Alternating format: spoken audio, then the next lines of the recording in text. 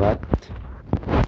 मैं त्रिलोकी पांडे, हिंदी शिक्षक, country side international school, कक्षा 9th के लिए स्पर्श पुस्तक स्पर्श भाग 1 पाठ पहला धूल।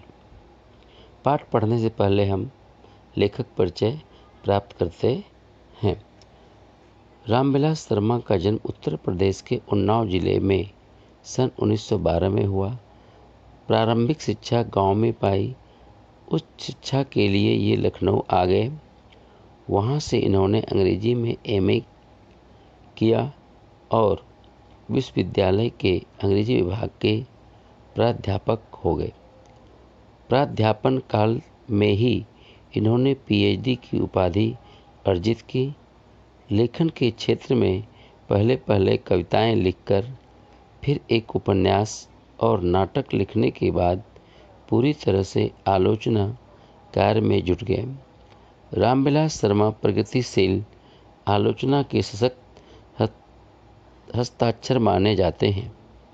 इन्होंने गोस्वामी तुलसीदास और महाप्राण निराला के काव्य को एक निष्कर्ष पर परखा।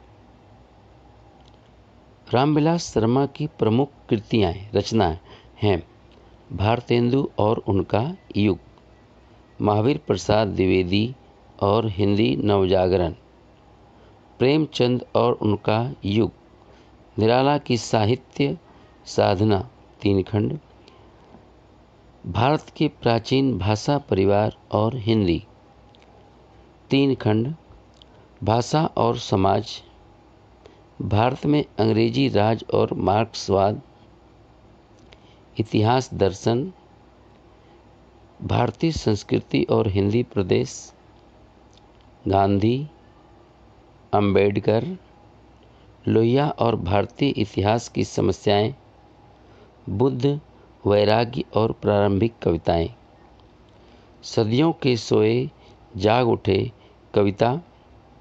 ये लेखक के साथ साथ कवि भी थे, तो कविताएं की रचना भी करते थे। पाप के पुजारी नाटककार भी थे। नाटक 4 दिन उपन्यास भी इन्होंने लिखा था। और अपनी धरती अपने लोग आत्मकथा।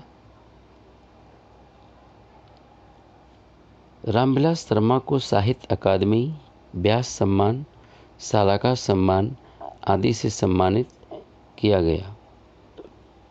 इन्होंने पुरस्कार स्वरूप मिली राशि साक्षरता प्रसार हेतु दान कर दी। अब रचनाओं की विशेषता क्या है उसके बारे में, लेखक के बारे में यहाँ पर बताया गया है। कई मुहावरों, लोकोक्तियों, एडम्सन फ्रेज, प्रोवर्ब्स, देशज शब्दों, जो देसी शब्दों में जो लोकल भाषाओं का में जो शब्द इस्तेमाल किए जाते हैं उसका भी वर्णन इस पाठ में हम करेंगे। देशज शब्दों और अन्य रचनाकारों की रचनाओं के उद्धरणों से ली गई सूक्तियाँ तथा पंक्तियों से ओतप्रोत इस पाठ में लेखक ने धूल की महिमा और महात्म्य, उपलब्धता और उपयोगिता का बखान किया है। इन्होंने अपनी रचनाओं में अन्य कवियों की पंक्ति और सूक्तियों का बहुत मात्रा में प्रयोग किया है। अपनी किशोर और युवावस्था में पहलवानी के शौकीन रहे डॉक्टर शर्मा, और वो रेसलिंग, जब वो युवा थे तब वो रेसलिंग में काफ़ी हॉबी थी उनकी, काफ़ी शौकीन थे, वो इंटरेस्टेड थे उसमें। अपने इस पाठ के बहाने पाठकों को अखाड़ों जो गांव में होता है, मिट्टी पर सब रेसलिंग का प्रैक्टिस भी करते हैं और वहाँ पर उनका प्रतियोगिता भी होती है, कंपटीशन भी होता है। गांवों और शहरों के जीवन जगत की सैर भी कराते हैं और इस पाठ के माध्यम से आपको गांव और शहर के जीवन शैली के बारे में बताएंगे। सैर कराते हैं मतलब इससे आपको दोनों में क्या अंतर है उसके बारे में भी बताएंगे। साथ ही धूल के नन्हे कणों के वर्णन से देश प्रेम तक और एक धूल पाठ के माध्यम से पेट्रोटिज्म देश प्रेम की बात बताने से भी पीछे नहीं रहेंगे। इस पाठ को पढ़ने के बाद पाठक धूल को यूं ही धूल में न उड़ा सकेगा। जो धूल इस तरह से हम उड़ाते हैं उसको हम ऐसे जाने नहीं देंगे। जिस चीज़ के बारे में हम जब तक हम जानते नहीं हैं तब तक उसका इम्पोर्टेंस हम महत्व देते नहीं, इम्पोर्टेंस नहीं देते। तो धूल क्या है, पहले इसके बारे में शीर्षक चर्चा कर लें। पहले डस्ट, आप बोलेंगे डस्ट किससे बना? मिट्टी से बना। मिट्टी जो ज़मीन है तो वह मिट्टी बनी है। रेतीली मिट्टी बोलते, रेतीली मिट्टी जब उड़ने लगे तो वह धूल होती है। पहले हम गांव की तरफ जाते हैं। गांव में जब हम यहाँ पतंग उड़ाते थे तो पहले हवा की दिशा को देखने के लिए वो मिट्टी को लेते थे, फिर उसको धूल के रूप में उड़ाते थे। एक पाउडर डस्ट के रूप में था। उसको यहाँ पर कवि धूल की संज्ञा देते हैं, लेखक धूल की संज्ञा देते हैं।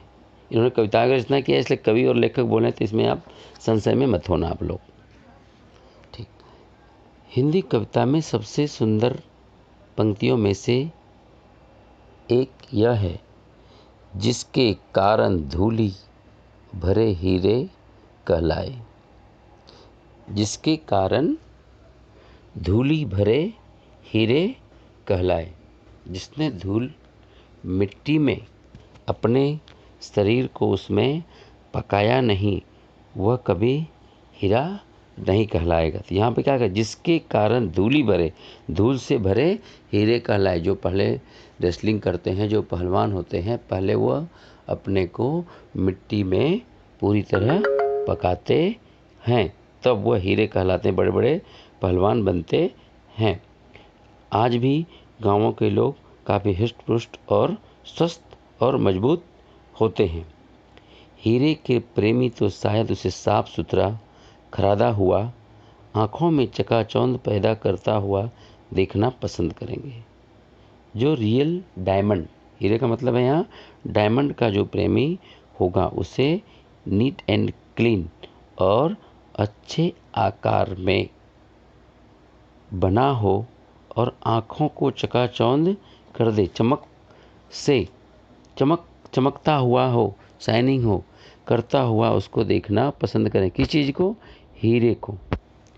परंतु हीरे से भी कीमती जिस नयन तारे का जिक्र इस पंक्ति में किया गया है, वह धूली भरा ही अच्छा लगता है। अब लेखक यहाँ पर कहते हैं, हीरे से भी जो प्रीशियस है, कीमती है, क्या है वो? जिस नयन तारे का जिक्र इस पंक्ति में किया गया, वह धूली भरा ही अच्छा है। कौन? जिसका बचपन गांव के गलियारे की धूल में बीता हो। जिसका चाइल्डहुड, बचपना, बाल रूप जिसका धूल में बीता हो, वह इस धूल के बिना किसी शिशु की कल्पना कर ही नहीं सकता। इस धूल मिट्टी के बिना एक बचपन की इमेजिन करना भी मुश्किल होगा। जो गांव के गलियारे में, गली में बीता हो, वहाँ तो धूल मिट्टी से मजबूत बनते हैं। सब कुछ नेचुरल चीज़ें मिलती है, कोई भी आर्टिफिशियल होती नहीं है। फूल के ऊपर जो रेणु उसका श्रृंगार बनती है। जो भी फूल खिलता है उस पर धूल की जो कणें होती है उसको और डेकोरेट कर देती है, श्रृंगार बन जाती है, उसको सजा देती हैं। वही धूल शिशु के मुंह पर उसकी सहज पार्थिवता को निखार देती है। वही धूल जब शिशु के माथे पर, मुंह पर लग जाती है, आसानी से वह पृथ्वी से जुड़ा हुआ, जमीन से जुड़ा हुआ, पृथ्वी से उत्पन्न हुआ मालूम पड़ता है और उसमें और निखार ला देती है और उसमें सुंदरता आ जाती है। अभिजात वर्ग ने प्रसाधन सामग्री में बड़े बड़े आविष्कार किए, लेकिन बालकृष्ण के मुंह पर छाई हुई वास्तविकता गोधली की तुलना में वह सभी सामग्री क्या धूल नहीं हो गई। अभिजात जो उच्च कुल के लोग हैं, जो उनको सजावट के सामान, प्रसाधन सामग्री के बड़े बड़े इन्वेंशन हुए हैं, लेकिन बालकृष्ण के मुंह पर, जो हमारे कृष्ण भगवान हैं, लॉर्ड कृष्णा हैं, छाई हुई जो वास्तविकता है, जो रियलिटी है, क्या गोधली की तुलना वह सामग्री क्या धूल नहीं हो गई। गोधली उसको बोलते हैं जिस समय भगवान कृष्ण मधुबन में गाय चराने जाते थे और अपनी बांसुरी बजाते थे। जैसे ही न तो वह रात होता है न दिन होता है, बीच की समय जब गायें आने लगती हैं गोकुल में, तब धूल उड़ती रहती है गाय और ग्वालों के आने से। तो वही उस समय का कवियों ने गोधली नाम दिया हुआ है। गाय को जो पैरों से धूल जो उड़ती है उसको गोधली की तुलना सभी सामग्री क्या धूल नहीं। गोधली की जो कंपैरिजन करना है, सभी चीज़ें वहाँ पर समाप्त नज़र आती है।